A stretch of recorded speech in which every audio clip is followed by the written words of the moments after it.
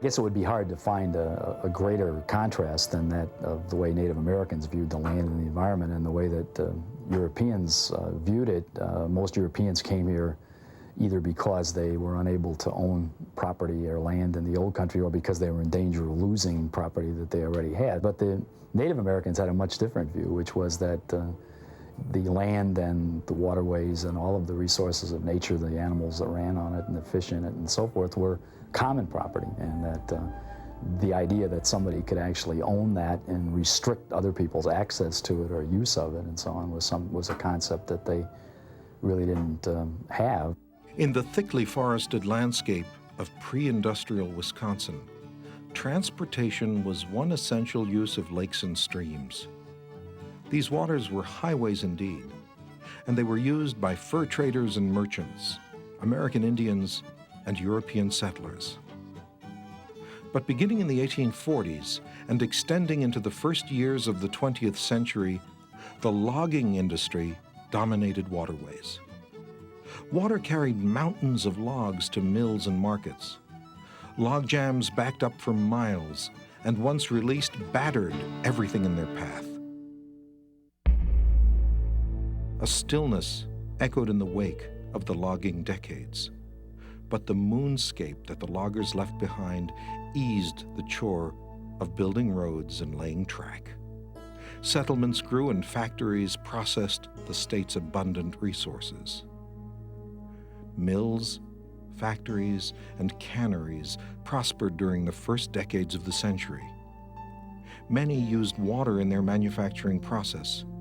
Nearly all pushed or piped their refuse directly into state rivers. Compounding the problem, domestic sewage was routinely flushed into whatever stream was handy. In Wisconsin's growing cities, problems brewed. July 1925, temperatures were high and water levels low. In waters already polluted by industrial waste and untreated sewage, dissolved oxygen, essential to aquatic life, dropped to critically low levels. On the Flambeau River, fish began to die below the Flambeau Pulp and Paper Mill in Park Falls. By mid-month, tons of fish lay rotting in the hot sun.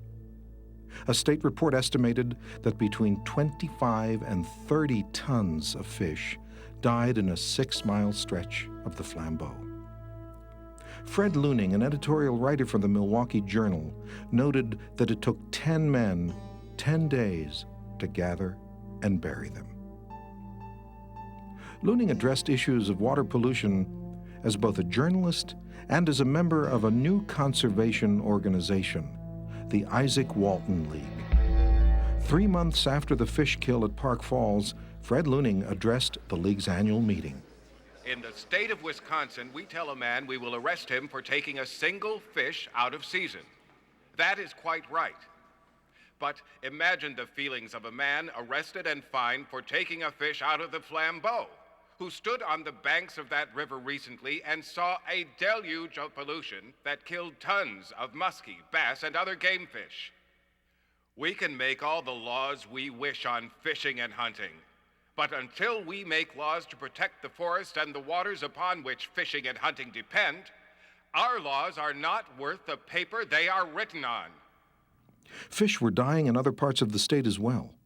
The chorus of outrage grew louder. Citizens spoke out at public hearings and wrote to their elected officials. In Lincoln County, 1,000 citizens, almost 5% of the county population, signed a petition demanding that the state protect water quality.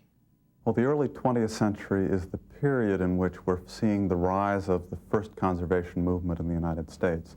The late 19th century had been a period of really quite devastating use of natural resources, so that large-scale cutting of, for instance, the North Woods in Wisconsin was having a devastating effect not just on the forest, but on waterways as well.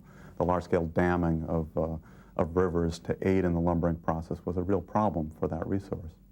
So what happens in the early 20th century is we see the rise of something called the progressive conservation movement, which is a new concern on the part of corporations, private landowners, and the government in protection of natural resources. The key concern is with efficiency, the desire to use those resources in as efficient a way as possible, not wasting them. In 1927, for the first time, there was an official listening ear.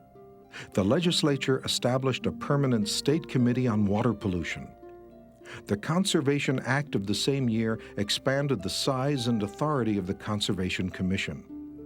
It was to provide a flexible system for the protection, development, and use of the state's outdoor resources. Again, the common understanding and function of the public trust shifted, prompted this time not by a soul-defiant act, but by a chorus of voices. The press and citizens groups joined individuals in demanding change.